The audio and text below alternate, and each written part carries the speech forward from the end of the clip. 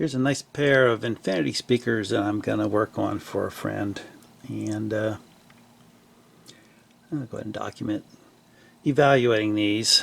So really the first thing you want to do when you want to decide if a set of speakers is worth fixing is figuring out what's wrong with them. So number one, you can see there is no surround on the woofer, which is a very common problem. What happens is this foam just deteriorates over the years. It lasts maybe 25 years, and then it just kind of falls apart like this. But this is an easy job to fix, just a refoaming job. Just order the foam and replace it, glue it back on. So I'll document that, not too hard. But want to make sure that all these, this is a three-way speaker system.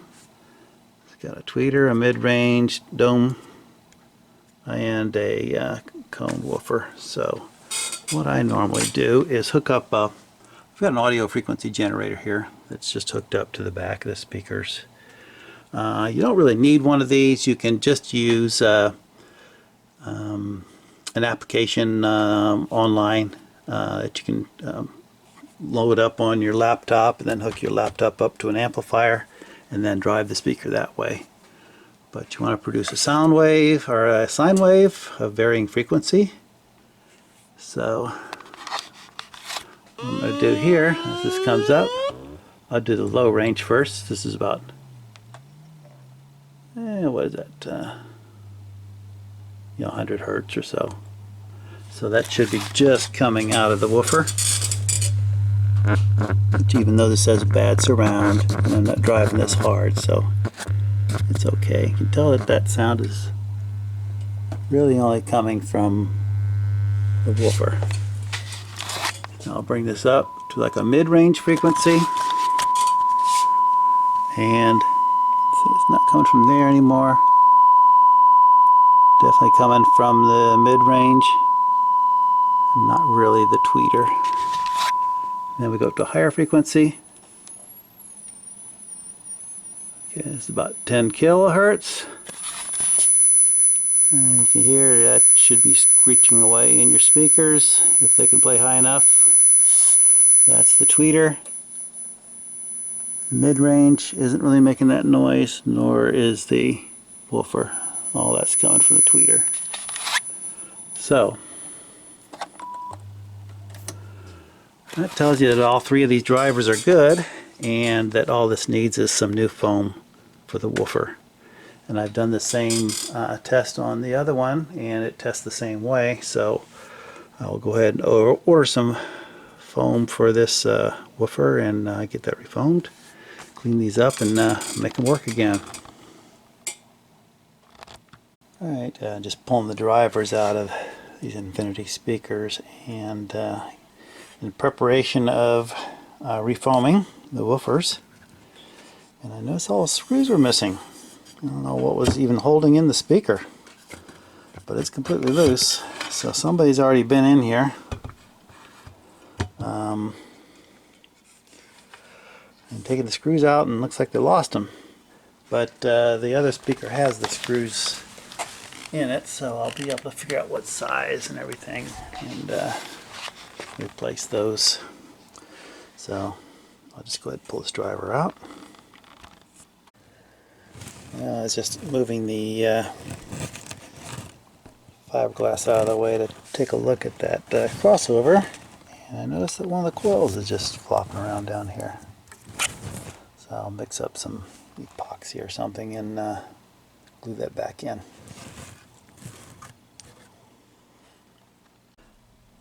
I have already prepped the woofers here to get their new foam.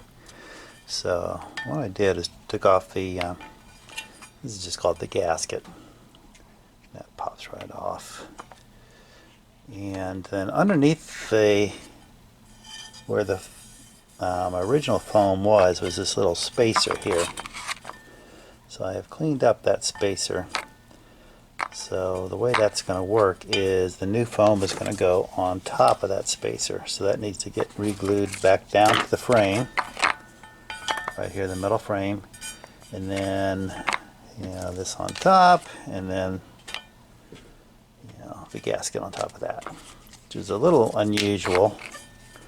Usually you're just gluing the foam right to the metal part of the basket, but I guess they needed to space that up a little bit, so they included a little fiber gasket. So I'll go ahead and use that. I've already cleaned off all the old glue and everything from both the cone and the basket and the small little spacer gasket here too. So this is ready to go. And what usually dissolves that glue and everything is just some isopropyl alcohol. It kind of gets rid of most of it. So let me go ahead and put the camera on the stand, and we'll start refoaming this woofer. Alright, now I got this refoaming kit from Simply Speakers. That's who I like to order from. Good products and good service. And you can call them up and ask advice, and they'll get on the phone and talk to you. So they're pretty good people there. So what I will do, and this is the glue that they give you. This clear rubber cement. It works really well for putting these together. You will notice the foam kind of curls up a little bit when the cement is on it when it's wet, but then as it dries the foam will lay flat. So I'm going to do this a little differently than what I normally do, and mostly because these Infinity speakers have very narrow magnet gaps, where the gap between the solid magnet structure and the coil, the voice coil, is very small, so it's kind of hard to center them. So if you're just doing refoaming speakers for the first time, don't start with Infinity. Start with some other manufacturer where the magnet gap is wider.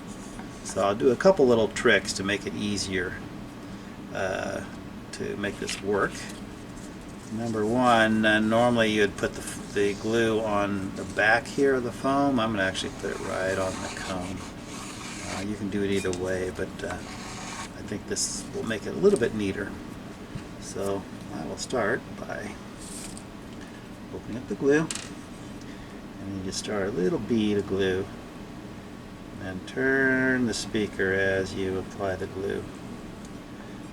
It gets a little bead, kind of a solid bead of glue going down. You can see I'm just putting the glue where it was on the cone before. Try to keep this neat looking.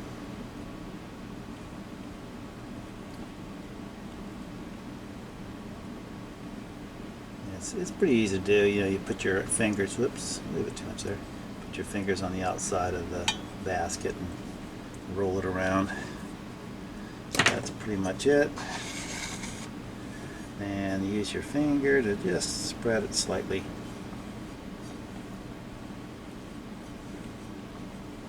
They give you a little brush to use for this if you want to use the brush, but I find the finger works just as well. Okay, get a paper towel. Alright, so we got the foam on the cone. So one step I forgot to do, well, that kind of sets a little bit. I want to put this, I'm going to put a little of the bead of glue on the metal basket here and put that little spacer gasket down, just so that it's underneath the, there we go, underneath the, and let's see, I'm going to do it just like that. Just place that in, that will dry, and then we're going to put the foam on top.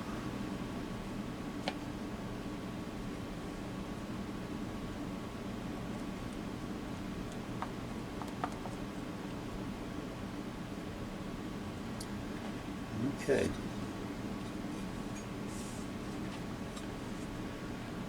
Now, what you need to do while this is drying is just keep pressing down on this little edge of the foam, just to keep it centered perfectly on the cone. You may want to lift the cone up a little bit from underneath to kind of help, this meet the foam. So that's pretty much it. It's already sticking. So I'll stop the camera, and then just as this dries, just keep pushing this down just to make sure that it's seated properly. And then we'll move on to the next step. Alright, that glue is dried on the where we glued the foam onto the cone. So that's doing well. So now I'm going to go ahead and glue the outer edge of the foam down to the little spacer that's underneath there. And what I've done is hooked up a little frequency generator running a 50 hertz signal into the speaker. And this isn't essential because normally you can kind of just rock this back and forth and get an idea if the voice coil is rubbing. But by using this, since these, like I mentioned before, have a very tight magnet gap, it just helps keep an eye on the sound. And you can hear, maybe I'm going to do this.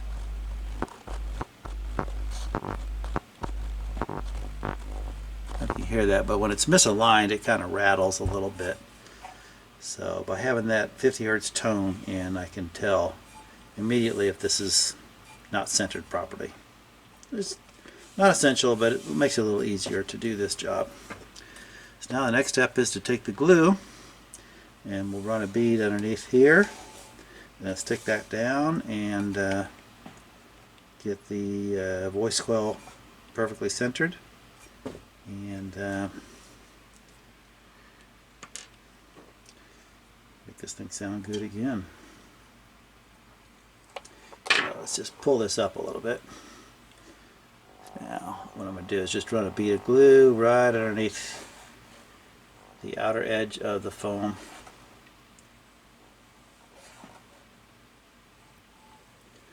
On that little spacer that I put down there earlier. This is a little 1/8 inch bead of this glue.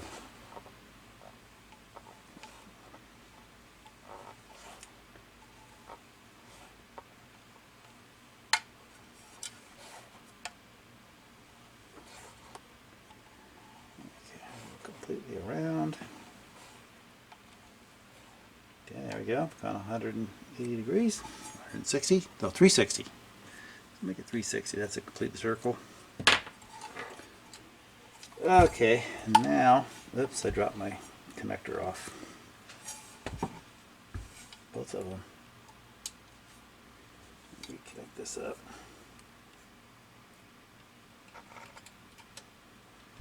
Okay. Now I can listen and see that that's, just hear that that's centered. So it's just a little tool that I'll use. So I'm spreading this outer edge of the foam down into the glue, which kind of spreads it out. And I don't know if you'll be able to see, but there's some, this will kind of curl up a little bit. The glue kind of distorts the foam a little bit, but as it starts setting up, that foam will lay flat. So at this point, since I've got the tone going, I know it's perfectly centered, so I can put my ear down and not hear any voice coil rubbing. So all I have to do is just keep running my fingers around, or I can use a little tool, like I'm using this little poker that kind of just spreads the foam down that I can use to push. You could use maybe a little tongue depressor or something like that, screwdriver, whatever you want. Fingers work well too. So this probably takes maybe 5 minutes to set up the glue that they give you. So you just kind of keep doing this. Listening for the voice coil rubbing. Sounds great. moving the whole cone in and out, and I'm not hearing any rubbing at all. Normally we could just do this kind of thing and center the voice coil. It's normally what I would do with a regular speaker, but since this one's, like I said, it's a little tougher, so I'm using the 50 Hertz tone to make it a bit easier.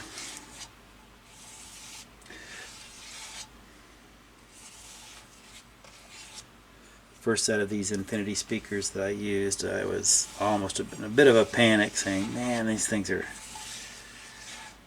that gap is so tight, I don't know if I'm going to be able to get them to work right without it rubbing, but I did. That was a different set I did probably 5 years ago or so for another buddy.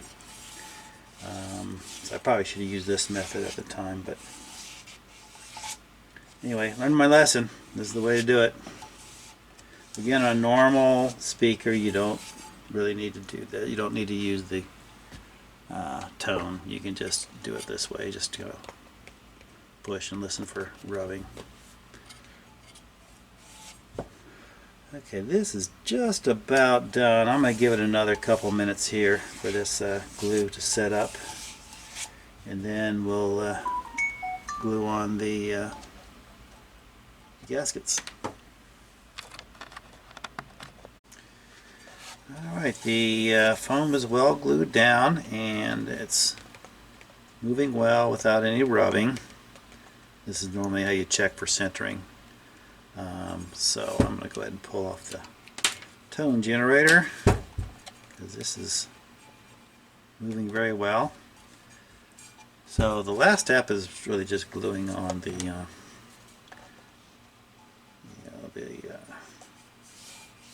this part here.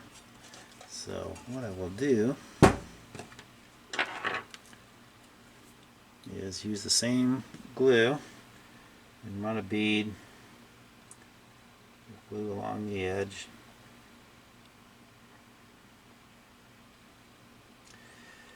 And this is really just for looks. It doesn't really perform a function, but since it was there originally, I'll put it back on.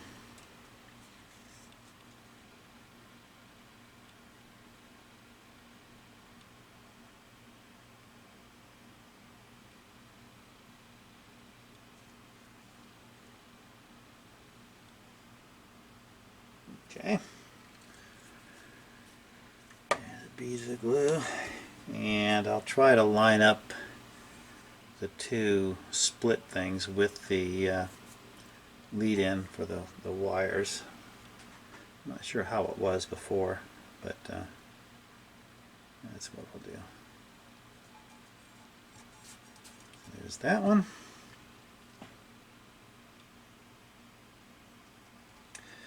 There's that one. Now I'll just take that and lay that flat on the table. And that will let the glue set up. And that'll be it. After that glue is dried, I'll put it back in the cabinet. And this is the one that had the missing screws, so I'll need to come up with some proper size screws for it.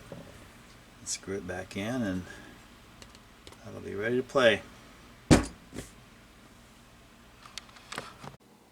Alright, I got the woofers all restored and mounted back in the cabinets, and I did have to pick up some black screws because they were missing, so I just got this little assortment kit off of Amazon, overnight delivery, and got this one remounted. And I've been listening to them up here on the little sound wall, and they sound pretty good.